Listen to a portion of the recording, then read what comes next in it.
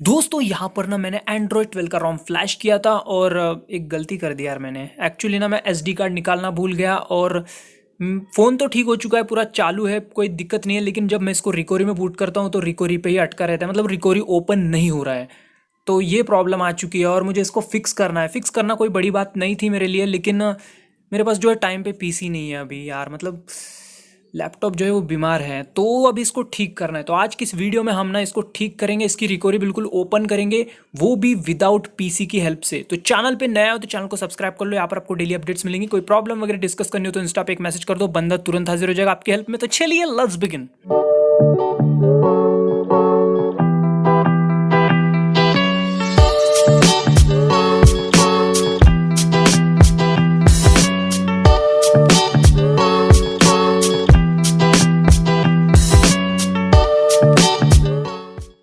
Video को start करूं उससे पहले आपको ये बता दूं कि इसमें क्या क्या रिक्वायरमेंट्स लगेंगी। ठीक है, आपको एक दूसरा फ़ोन लगेगा, डाटा केबल लगेगा, यूएसबी ओटीजी लगेगा, और यहाँ पर आपको दूसरे फ़ोन में बब जगर एप्लीकेशन डाउनलोड करके इंस्टॉल करना है। और यहाँ पर आपको जो है कस्टम रिकवरी डाउनलोड करके रखनी है। कौन सी कस्टम रिकवरी? जब आप एंड्रॉयड 12 का रोम फ्लैश कर रहे थे तब जो कस्टम रिकवरी थी आपके फ़ोन में, सेम वही कस्टम रिकवरी आपको डाउनलोड करके रखनी है। ठीक है, ऑरेंज फॉक्स होंगी तो ऑरेंज फॉक्स, TWRP होंगी तो TWRP। ठीक है, उसके बाद जो फ़ोन है आपका जो कस्टम रिकवरी में फंसा है उस फ़ोन को फास्ट बूट में ले जाना है। ठीक है, उसके बाद ओटीजी कनेक्ट करके आपको कनेक्ट कर लेना है अपने दूसरे फ़ोन से। ठीक है, अब यहाँ पर जो है आपको सबसे लास्ट वाले जो बिजली वाला आइकन दिख रहा है, सबसे लास्ट वाले मोड पे आना है। ये फास्ट बूट मोड है, ब्लू बटन पे टिक करना है, आई अंडरस्टैंड पे टिक करना है।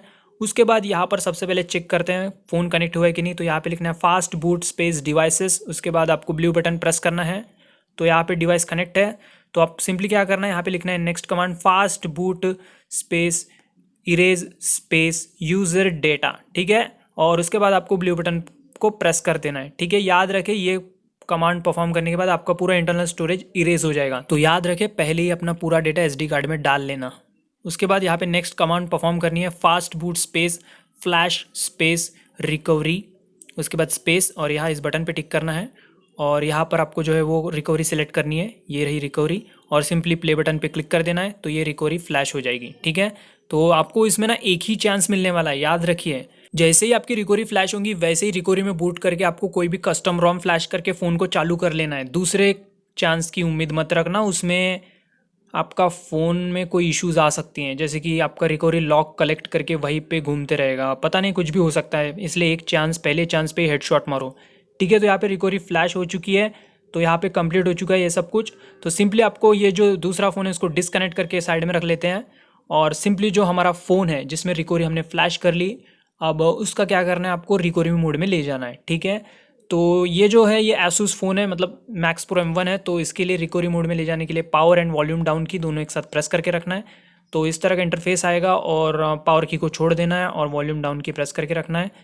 और देख पा रहे हो जैसे कि, तो यहाँ पे रिकवरी का लोगो आ चुका है। और हाँ, याद रखो फर्स्ट टाइम रिकवरी ओपन होने में थोड़ा टाइम लेती है, तो वेट करो। तो जैसे कि आप देख पा रहे हो रिकवरी खुल चुकी है। अब आप कोई भी रोम फ्लैश करके अपने फ़ोन को चालू कर सकते हो।